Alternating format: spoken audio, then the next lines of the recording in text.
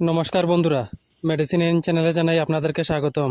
বন্ধুরা, আজ ডেক্সোরেঞ্জ ক্যাপসুলের কাজ এবং পার্শ্ব প্রতিক্রিয়া নিয়ে বিস্তারিত আলোচনা করব, তাই ভিডিওটি শেষ অবধি অবশ্যই দেখবেন এবং চ্যানেলে নতুন হয়ে থাকলে চ্যানেলটিকে সাবস্ক্রাইব করে নেবেন, যাতে ওষুধ সম্পর্কে সঠিক তথ্য সবার আগে আপনারা পেয়ে যান।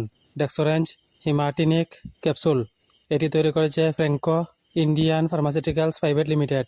এটি যে উপাদান দিয়ে তৈরি করা হয়েছে তা হলো ফেরিক অ্যামোনিয়াম সাইট্রেট, ভিটামিন বি12, ফলিক অ্যাসিড এবং জিঙ্ক সালফেট মনোহাইড্রেট।